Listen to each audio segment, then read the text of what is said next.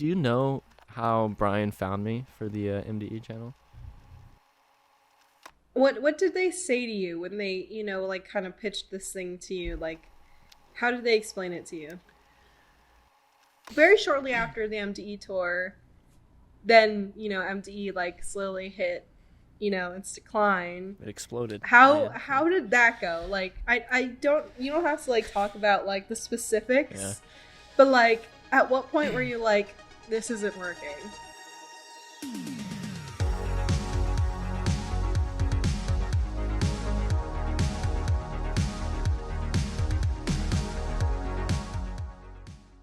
Thanks for having me. So excited to be here. Yeah, thanks so much. I appreciate it. Yeah, it took a lot of time out of my busy schedule to be here today. Yeah, it was insane. I had to cancel so much shit. What are you up to? What have you been doing? Today? Or in life? In general. Like this past week. Last week? I've been doing nothing. That's what sucks. I don't do anything. I just sleep around and... Oh, that sounds like I sleep around with women. I just sleep, like, in my bed all the time. Yeah. I don't do much. I'm depressed. That's okay. Yeah. I do too much, and then I have no time for myself, and then I'm depressed. So you could also have that problem. Right. Goes both ways. What media have you been consuming lately? Oh, yeah.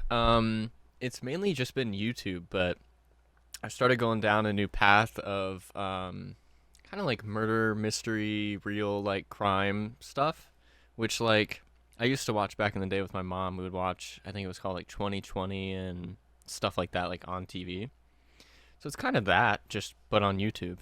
My family used to watch like 2020 all the time. Mm-hmm. But like it's like so crazy because you also watch like the unsolved mysteries where they're like, and they never found out who it was because they didn't have any DNA evidence. Mm-hmm. And it's like, you could have gotten away with so many crimes back in the day. I know, yeah, it's insane. It sucks. Like serial killers are like living their best lives because they've never been caught. I know, yeah. You can't do that now. Now they're retired because they would be fucked. The good old days. But yeah, I was like watching a lot of that on YouTube, and it kind of like, I don't know why I'm like interested in it. It worries me. Do I want to kill somebody? I don't think so. But it's something about it is like very intriguing. I read a book and it's called The Fangirl Life.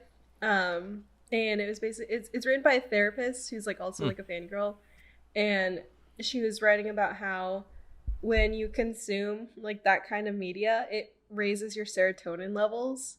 So, like, let's say you're watching a show that's, like, very suspenseful. It's naturally raising your serotonin levels because your anxiety levels are also slightly heightened because you're hearing, like, terrible things. Mm-hmm. And then when you're done with it, then your serotonin levels are supposed to go back to normal. But in fangirls, for some reason, like, people who obsess over things, their serotonin levels drop below what they're supposed to be instead of going back to normal. Mm-hmm. So that's why you kind of like have a slight depression after your favorite show ends. Right. And like it was like really interesting. And it also like relates to why people like horror movies. Mm-hmm. That is interesting. I never thought about that or heard that. Since you're the famous one, I guess I'll have to ask you questions because you're more interesting than I am. That's and not true. It is the Kyle David Hall Show. Okay. We're calling this the Kyle David Hall Show with Aly. Yeah. with guest host Aly. Mm-hmm. Every time. So I guess my first question, and I know the answer to like a lot of these. Yeah, that's okay. But, what made you emo? Like, what was your introduction to emo? What was like the first thing you picked up and you're like, what the fuck is this? You know? Yeah. So it was freshman year of high school, actually. I feel like I've been depressed for a really long time, and that has something to do with emo, but I didn't know what was going on. So freshman year of high school, I started dating a girl, and she was an emo girl, and that was like my first introduction to that kind of stuff. She showed me music, and I actually didn't like some of the music she was showing me. I was like, that's too much, like that's too, I can't start there. And then I was just like going through trying to find something I liked, and I found Pierce the Veil, and I found Bulletproof Love, which is still my favorite song to this day, and that kind of just like eased me into it. It was that song, and then I started getting deeper into that kind of music. And yeah, it kind of all just started from there. Freshman year of high school. It's crazy. So your first band was Pierce the Veil? Yep. Yeah. Mm-hmm. And That's I still interesting. love them to this day. I feel like people tend to like find like bigger bands first, like Slipknot or Well, oh like, yeah. you know. So But my they're usually like fans of like bigger bands like that, like Slipknot or Fall Out Boy or My Chemical Romance. And That's then true. they like trickle down into like the smaller ones. At least Yeah. that's like how I kind of was. Um, my first was probably like Fall Out Boy and My Chemical Romance because I have an older cousin and she was extremely emo. And I have well, she's technically like a second cousin. And then my actual cousin, they were the same age, so they like to hang out with each other. And so they would hang out with each other, but then because I was like slightly close in age with them, my grandma would be like, well, you have to take like Alyssa, you have to take her with you. Like, you can't just leave her here, you have to take her with you. And so my other cousin would drag me over to her house to go hang out. And then like they would just talk about normal like high school girl things, but I was like probably still in elementary school. And she had like her entire walls covered with like Tokyo Hotel and Fall Out Boy and My Chemical Romance and like a lot of Naruto stuff as well. But um, she had all that stuff up, and then I was like, "What the fuck is all of this shit?"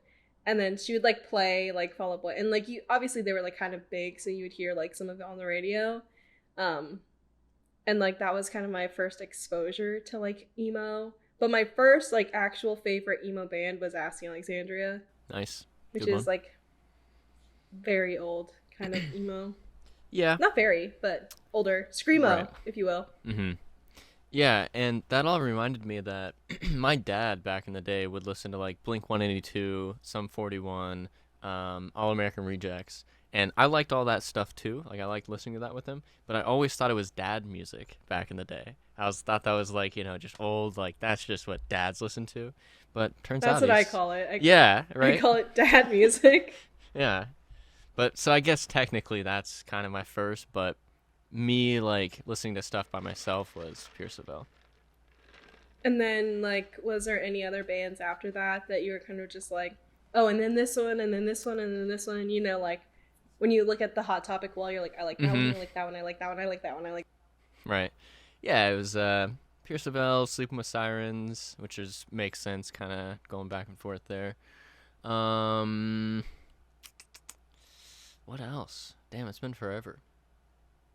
Just like Warped Tour style music, kind of. I sound like a fake fucking emo right now. I named two fucking bands and then freaked out. It's just been so long. Yeah. Yeah.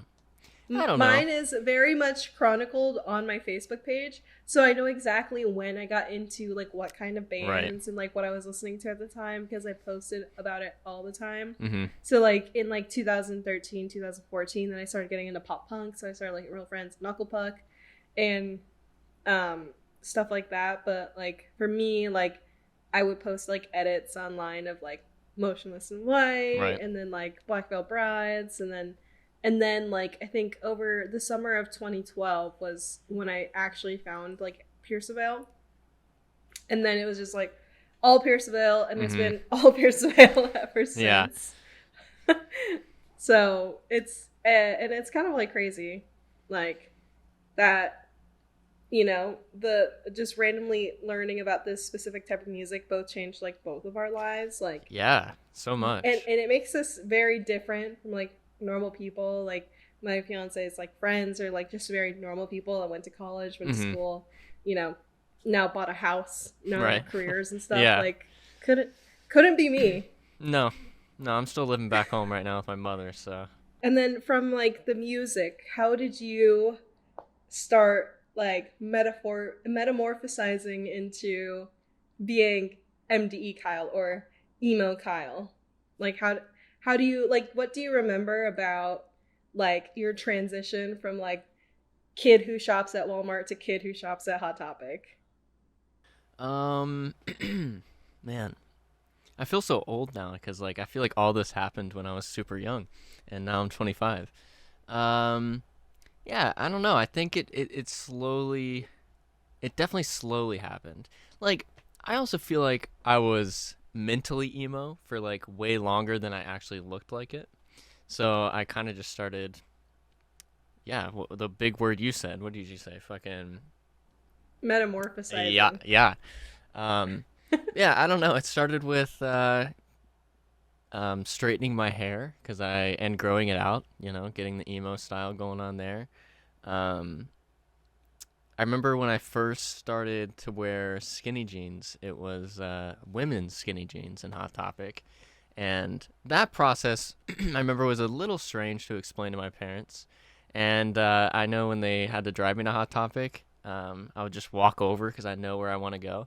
And then my mom would be like, "Oh, like the guys section is over here," like because she was actually trying to be nice. And I was like, "Oh, I know, but I need these," and yeah. So I don't know and now my entire fucking closet is just really fucking emo clothes. Were you like looking at like pictures on like Tumblr or Instagram of like, were you Googling emo boy? Like, Oh yeah, to 100%. like get that inspo. Yeah, for sure. And that made me like more brave to go into Hot Topic. I was a little nervous the first time. I think that a lot of people are when you first like make it to that point to go to Hot Topic. You're like a little scary, but I fit in here, Mhm. I don't think I knew what the store was because like I never had any interest to go inside of a Hot Topic. And then like slowly, like I think it was because like they had a lot of Invader Zim stuff. Yeah. And like, that older stuff like that I would go in there in the first place before I was even like emo. Right. And then like afterwards then I realized, oh, like Hot Topic is the place to shop. Like that's where you'll get everything you need. Mm-hmm. All your emo accessories. Yeah. But like I said, because my like teenage hooddom is like very well chronicled on like Facebook. It's just so easy for me to like go back and be like, oh, this is when I started doing this. This is when I started doing this. But I was probably around like 10 or 11 when I started like, metamorphosizing into my emo self. But it was like very scene emo. And honestly, like at that point, I didn't have very good access to internet because my family didn't have a family computer or Wi-Fi or anything. Like, and I didn't have a cell phone until I was 13. Right. Which is kind of crazy to say these days because, like, oh yeah, they're giving like 6-year-old cell phones. Fucking iPhones. But yeah. I didn't have any of that, and so I think I was just kind of going, oh, you know what? I'm old. I'm like a weird old person because since I didn't have access to the internet, like most people our age had an internet computer since they were like a child, and I didn't have a cell phone. The only other way I could get my emo fix was magazines. Nice. So I would get Revolver magazines and like alternative press magazines, and I would like open that shit up, and I would be like, oh, I like this outfit, I like this outfit, I like this outfit. And I think that's where was getting a lot of it was like from that and like older MySpace kind of stuff that you could Google on like a computer.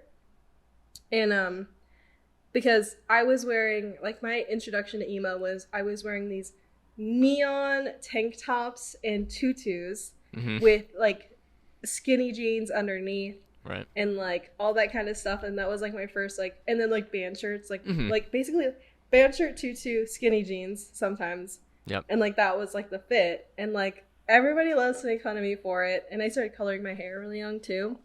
I think I was like 12 when I colored my hair for the first time. But that's kind of like how I like metamorphosized. And like I would go to summer camp every year, and you best believe I was repping the tutu and the Ask Alexandria shirt at summer camp. Yeah. So I have a bunch of random photos. I have this random photo of me playing basketball in a tutu. Nice. And everybody like would probably think that, oh, I'm so embarrassed by it. I'm so embarrassed by it. But honestly, I'm not really embarrassed by it because I think it's very brave of like a small child to like, for sure, express themselves that way, especially because like at that age you're getting bullied by everybody. Oh, yeah. Right. And so for me to kind of like dress the way I wanted to dress, I definitely think that like helped me as I got older in like fully expressing myself, like, and not being worried about what other people say, kind of thing. I did get into that a little bit more once I got older, but as a child, like I just genuinely didn't care. Yeah. I was a 12-year-old wearing a tutu and an Ask Alexandria shirt. Like, what the fuck? Right. I kind of went through a similar thing with that. For some reason in high school around like the emo time, I got suspenders at Hot Topic. So like the things that go over attached to your jeans, and that was like scary to wear. I thought they were really cool, and I liked them a lot. And definitely got picked on at school for them, but I kind of just said fuck it and just wore them, and I loved them. So yeah, I feel that. Yeah, and I also like rocked the suspenders because they reminded me of Andy Biersack, but it was like Mm-hmm. also like with like the what was it? Like the tweed, like the like preppy kind of outfits that were going on at the time with Yeah. like Glee and stuff. Like Mm-hmm. they were wearing suspenders. So all the hipsters were wearing Yeah, yeah, suspenders. yeah. But then also all the emos were wearing Mm-hmm. suspenders. So I would wear this black and white polka dot suspender. Nice. And then like some days I would just like attach it to my pants and then pull it off and just like let it hang from my Yep. pants. Mm-hmm. That's a sick look. Yeah. Andy Biersock pulled it off for forever. Mm-hmm. I'm sure he could still pull it off. Yeah. From Blue Airsoft to like meeting Brian, like that time in between when you started your channel to when you and Brian met for the first time, like how did that go? Like what were you like thinking about like when you started your channel and stuff like that? So I had a few channels before the one that I have right now, and I obviously did those when I was even younger, and they were like I wanted to do characters, kind of like Fred. Lucas, he made his character Fred. That really inspired me, and kind of that's what really got me to first start trying to do YouTube. And so yeah, I had like two channels where I did characters. One of them was named after the purple guy from McDonald's, Grimace. I just named my character Grimace and said fuck it. And yeah, so I can't remember what I did with it. There was another one, made some sort of name to it. Um, yeah, so I thought those were fun. And then I have the channel that I have now, and I started with doing unboxings and Nintendo stuff and airsoft stuff. Um, I don't know. I thought it was really, really cool to just be able to like post something and anyone around the world can maybe check it out. And either if it's like an unboxing, it can be helpful for someone, or I just thought that that was really interesting. And I think something that I did that helped me out a lot was I think that I accidentally did like the fake it till you make it thing. I was like, well, I don't know if it would be that exactly, but any of the amount of views I would get, even if it was like 3 or something, I'd be like, Zach, that's my brother. I'd be like, dude, 2 other people fucking watch this other than me, and that's sick. Um, and yeah, and then it morphed from Nintendo and reviews and stuff like that to I started watching Damon Fizzy, um, and that kind of got me like inspired to do a similar thing of instead of reviews and stuff to actually like document you know vlogs and funny stuff, comedy, just kind of talking one-on-one to the camera versus Nintendo stuff. um and then yeah, just kind of kept doing that stuff more. And do you know how Brian found me for the MDE channel? I think you told me, but I don't think that we were really paying attention much to what we are talking about. Yeah, true. um he so apparently yeah, well, so I started watching Damon first, and then I got into Brian and Johnny and sort of that emo scene as well. um But yeah, so I was making similar stuff, just kind of vlogs, one-on-one stuff, talking to the camera, funny things, whatever. Um, and apparently, people were like posting on Instagram collages of like Brian, Damon, everyone else, and then I don't know why, but people would throw me in there, and like, cause I wasn't popular yet, like I wasn't. I think I just hit 1,000 subs around that time. Um, and yeah, so apparently my face kept popping up through their collages and shit, and they checked out my YouTube videos, and it's kind of just perfect timing that they were making MDE, and for some fucking reason, thought I would make a good fit. Yeah. And now here we Yeah, are. that's here we are in your glory days. But yeah, then that was like a part of my next question. Like, how did that happen? Like, but like, how did it? Like, how did like did he just like DM you or something? Yeah, so I was in school. Like I was actually in class during all of this, and I think he liked one of my photos or commented something. Like, I have screenshots and I posted it on Instagram when this was happening. He either liked something or followed me right away, and I was like, holy fucking shit. Like, I was already freaking out from that because I had notifications on. I saw everything that was going on. And yeah, so not too long after that, like just a couple of minutes, he did DM me. And I can't remember exactly how that conversation went, but it was just insane to, like, someone that I liked watching at the time to be doing all of that. Is, I don't know, it was extremely shocking, and I didn't know where it was going to go from that. But yeah, just sitting in class trying to learn fucking math, and then that stuff starts going on. Pretty cool. And then and then he invited you out to, was it like Playlist? Yeah, Playlist Live. So yeah. Yep. And yeah, that's the first time we actually filmed an MDE video. I think we filmed 2 there, maybe 3. I can't remember. And how old were you? Fuck. So that was the end of 2014. You might have to help me with math. So I just turned 25. So I was 14 and you're 25 and I'm 23. So you're probably like 16. That's what I was thinking. Yeah. Crazy young. It's insane. No. How did your mom have to like drive you out there? Yeah, and, so yeah, all that stuff was like pretty crazy for my mom too, because all that stuff is really new. And when I even first started YouTube, my mom was like, make sure not to show your face on camera and don't use like your actual name. Like, use a fucking username. So I picked Blue Airsoft. And yeah, so, you know, she was worried about all that back in the day. But yeah, I had to talk to her for a little bit. I was like, Mom, this is kind of crazy. You know, like, this is a once in a lifetime opportunity, I feel like. Because again, I was in school, so like anytime I would have to go somewhere, I would have to miss school.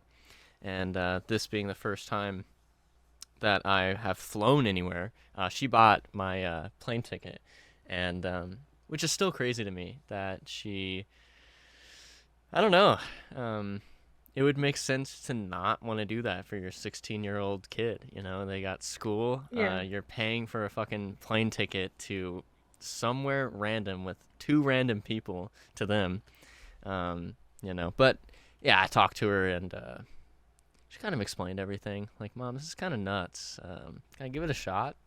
You know. And yeah, so both my parents were extremely supportive with everything. It took a little bit, but which makes sense. But yeah, they bought the plane ticket, and yeah. Yeah, it sounds like, from what I know, your mom seems like a very cautious mother. Mm-hmm. And your mom's not a lot older. I hate saying that. I mean, your mom's older than my mom is. Yes. Yeah. Yeah. My mom had me when she was really young, and so if I were in that situation, I mostly just because I don't think that my mom would have been able to afford something like that. Not only that, but she would just probably be like, no, I don't want to have to deal with that. Right. And just like, not like that she was trying to protect my safety most of the time. It's just kind of like, well, I don't know about that one. We'll ask again later. Like, that's definitely the kind of response I would get from my own mom. Yeah. But for her to be like very cautious about being like, oh, don't show your face. Yeah. Like, especially that early on, like, she was onto something. Yeah, for sure. Yeah. Definitely keeping you safe. Right. It took some time of like just sitting down and like explaining, you know, even what YouTube is and what like can happen with YouTubers, like what they can do, and you know, stuff like that. He's so handsome. Our studio audience. Yeah. Yes. Live studio audience.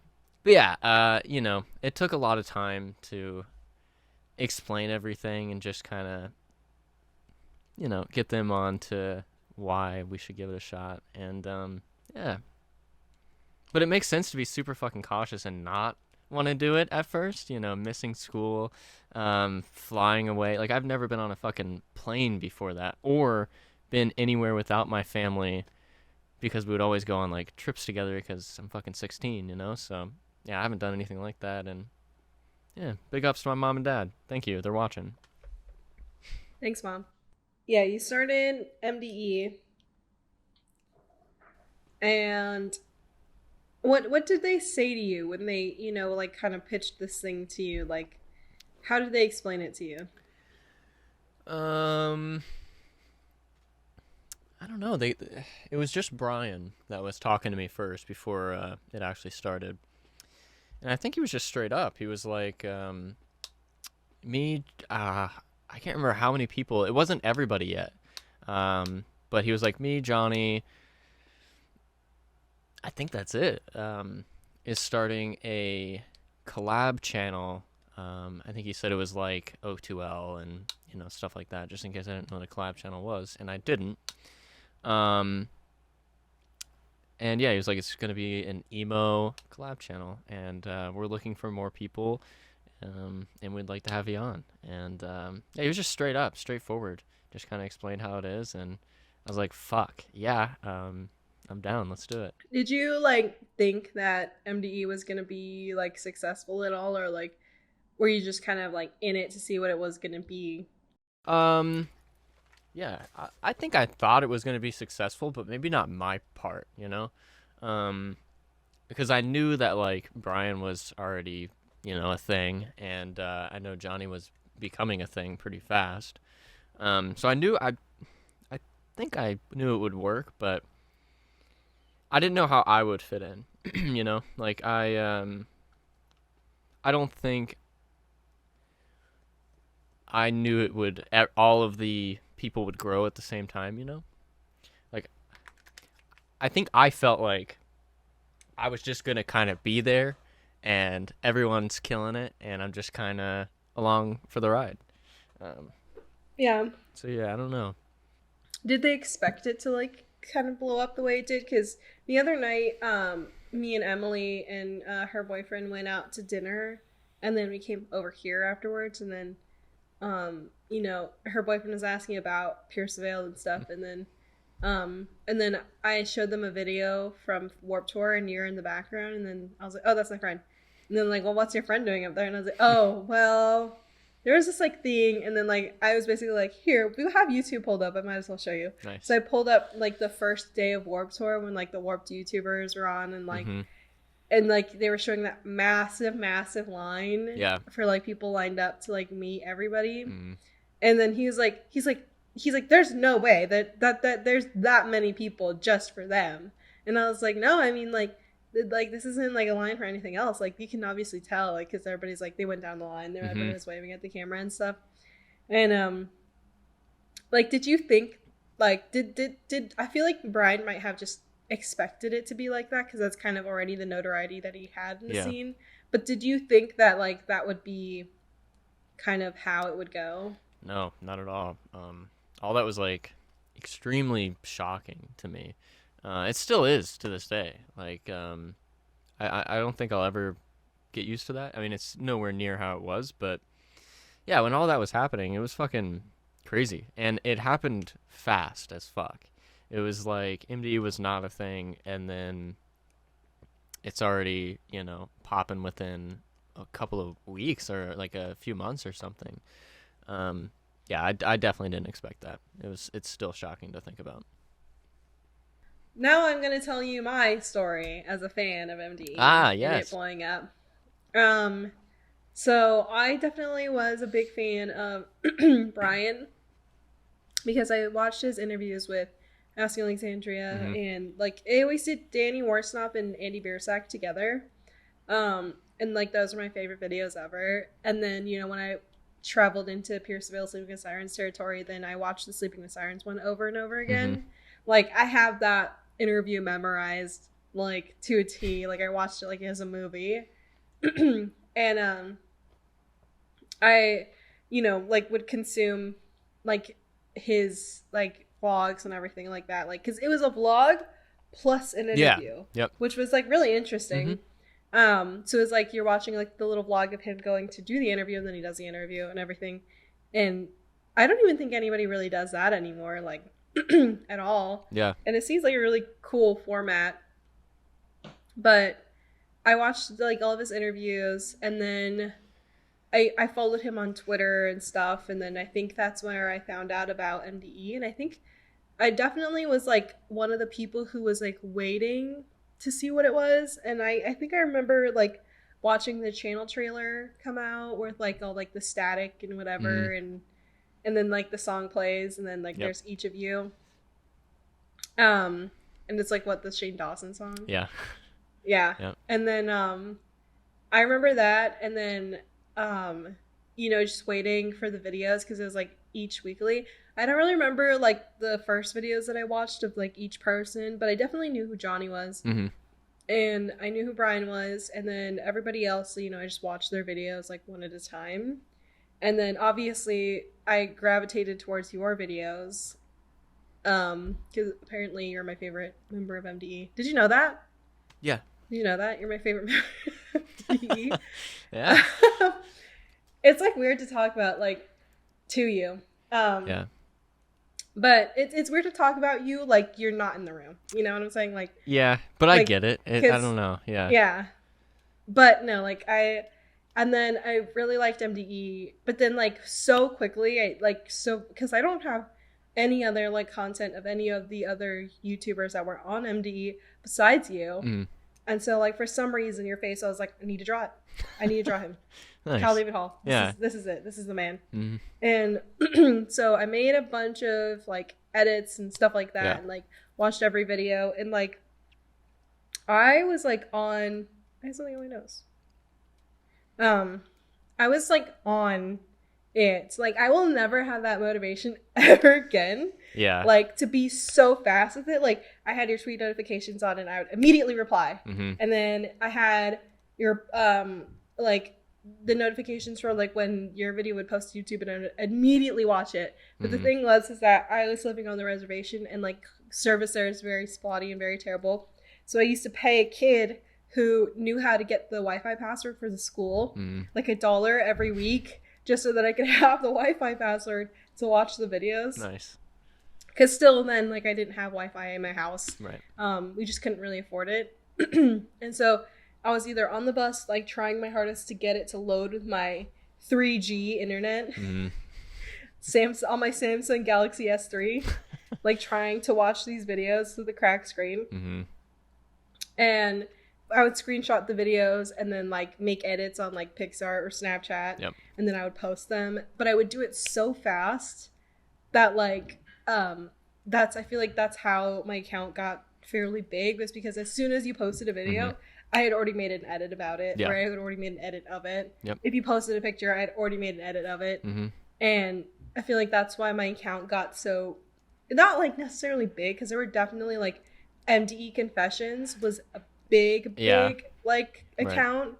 And I was definitely friends and still am like Facebook friends with Lexi, one of the people who ran the account.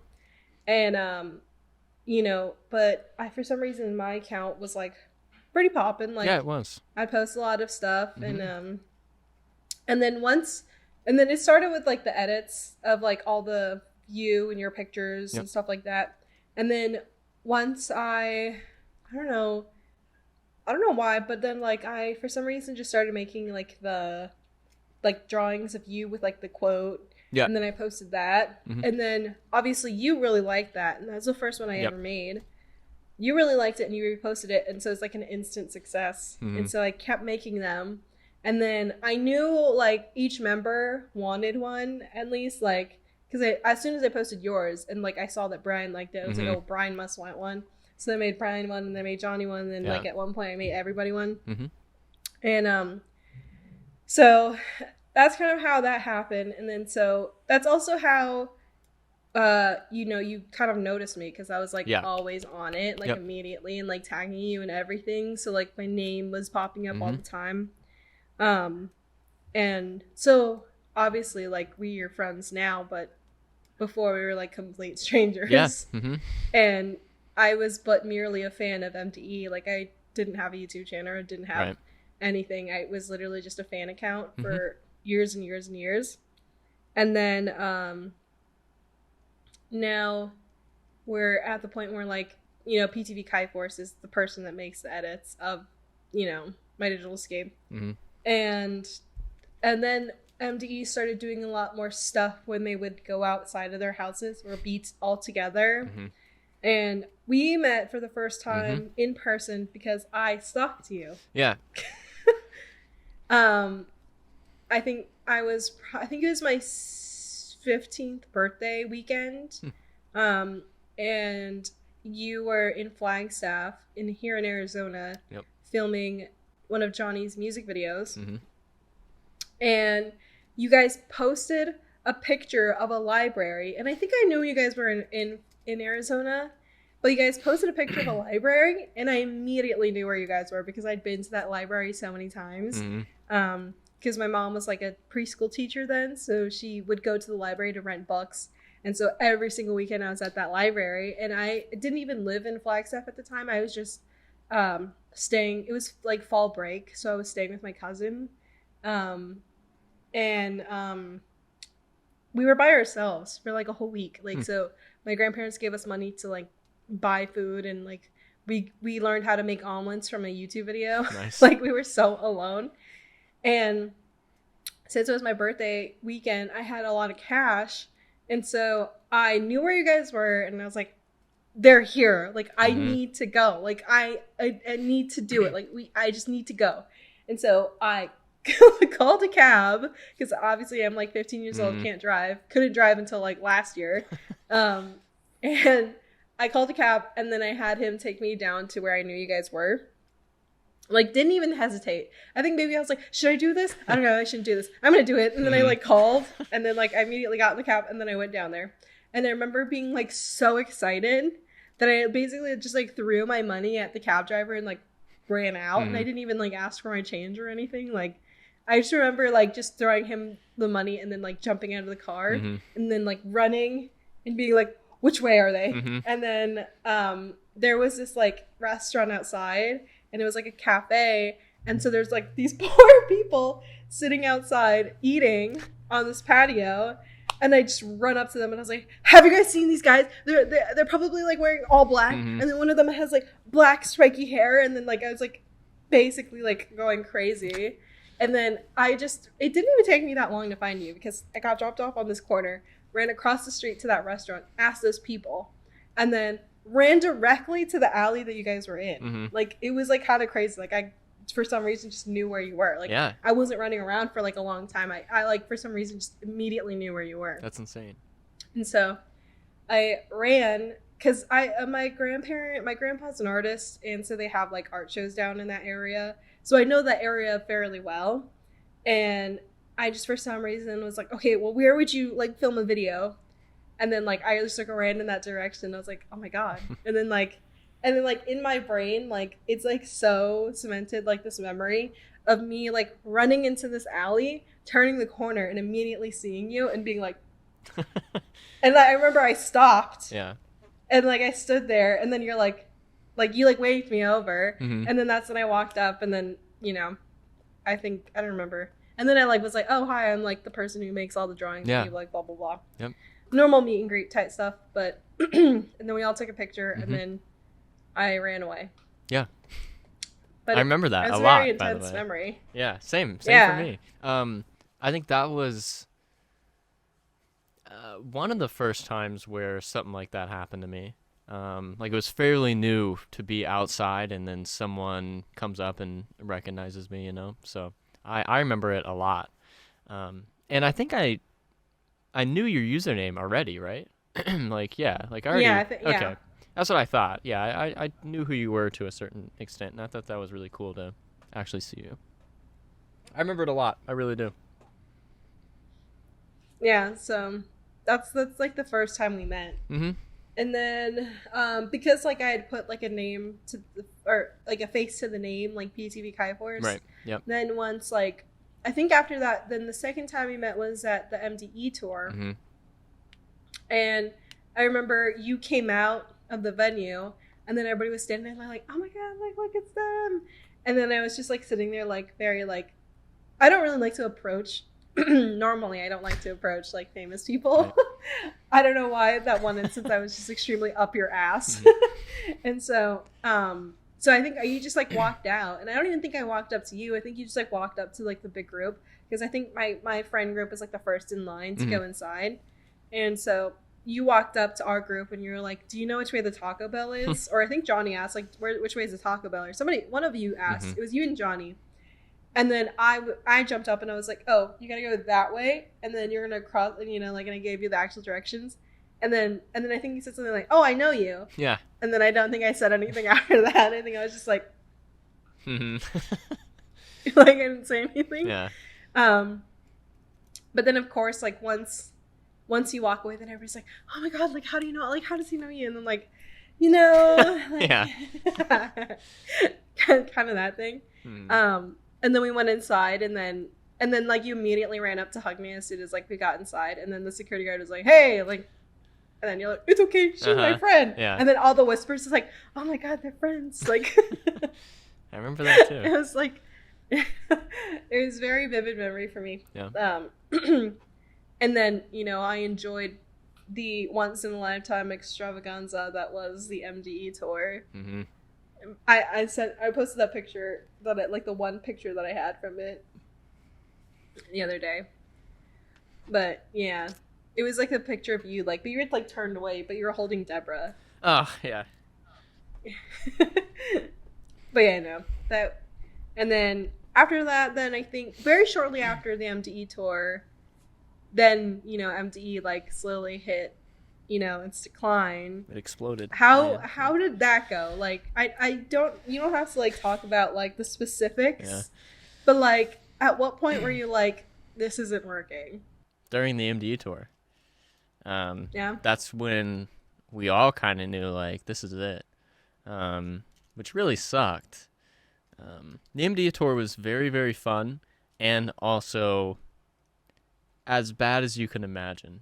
Or like, not the show itself, but being on the tour is when everything really kind of crumbled away. I mean, it was just the end, and we all knew it.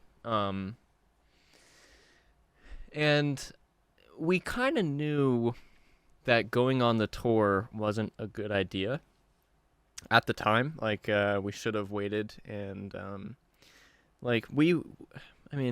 I wanted to go on tour with MDE, but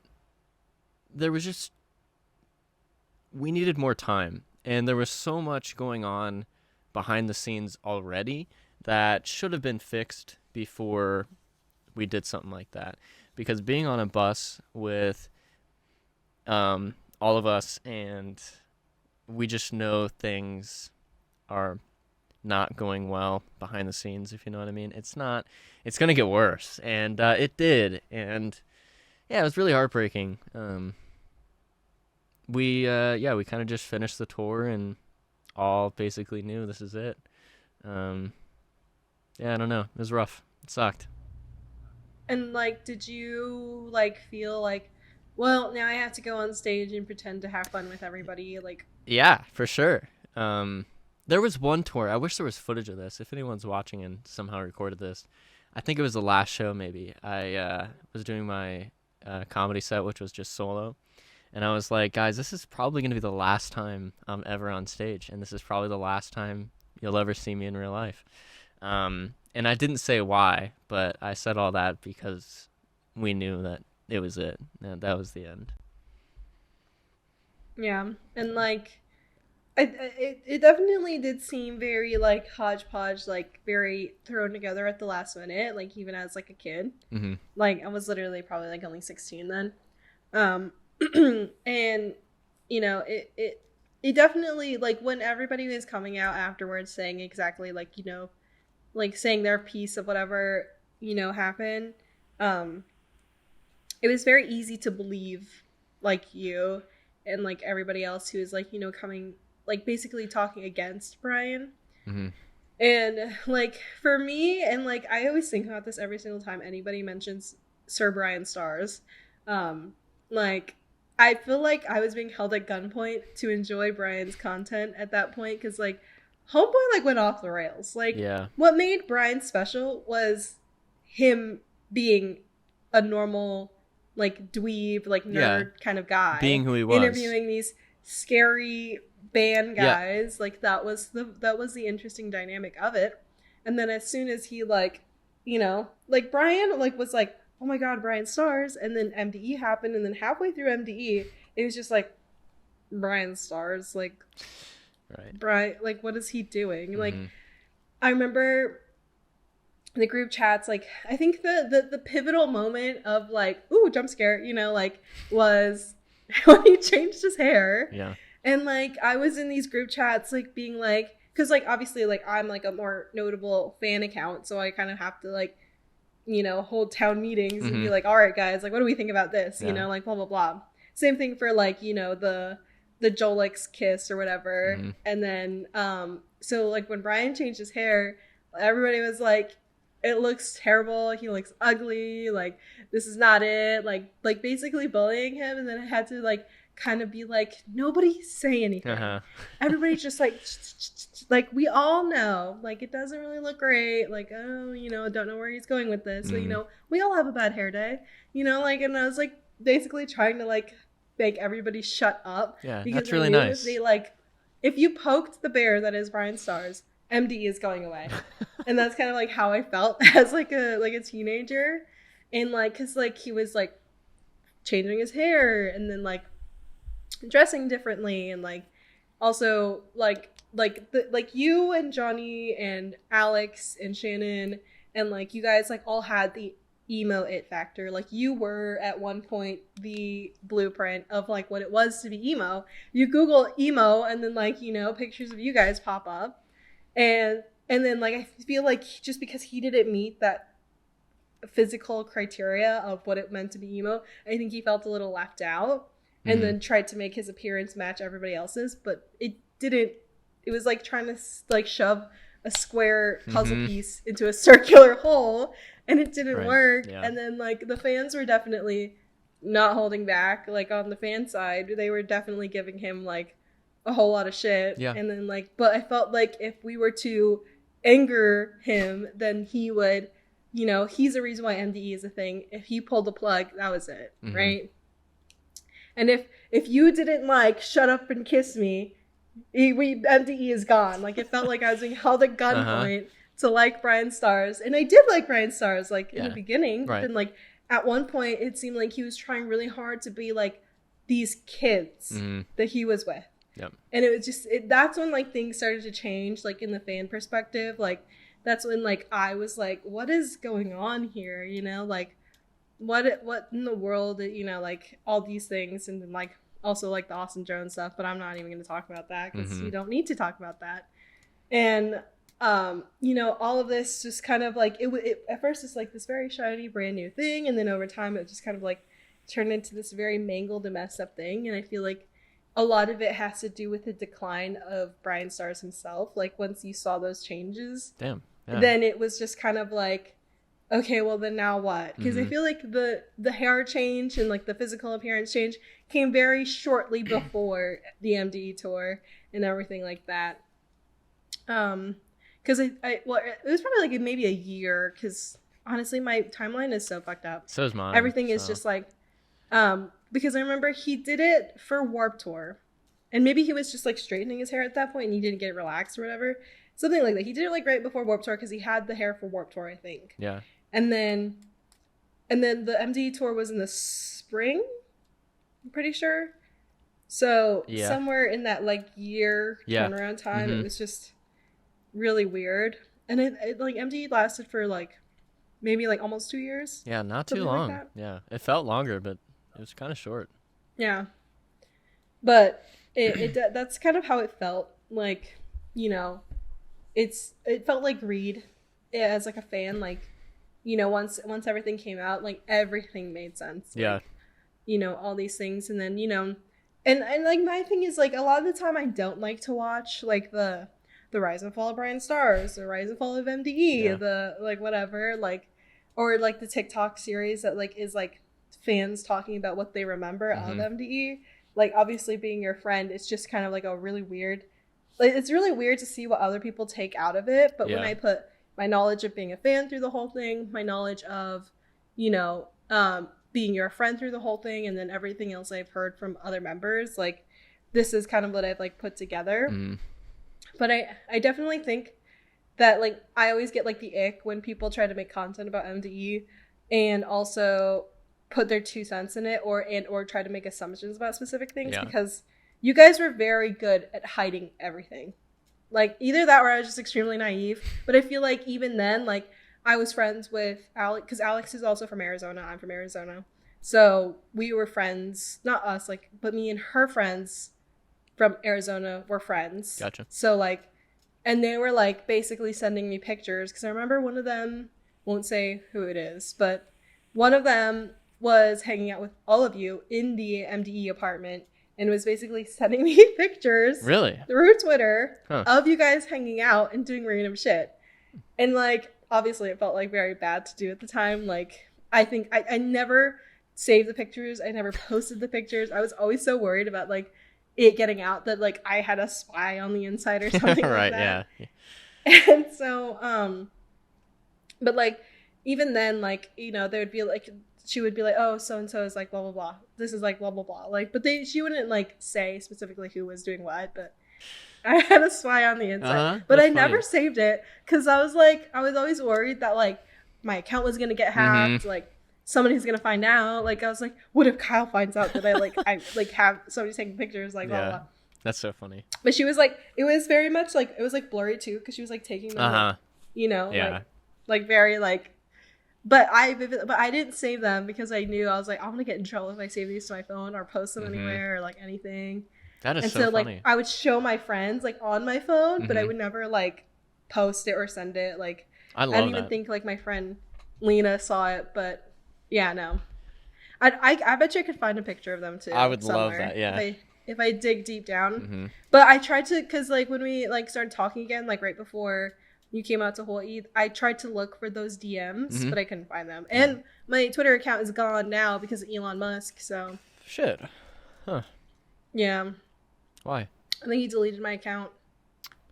Weird. I tried to log in this morning to look at something, and it said my username was not found. So. Jeez. That sucks. I think that he deleted my account. Damn. Screw you, Elon. Okay. Anyways. The fall of MDE, and then like, where do you go from there?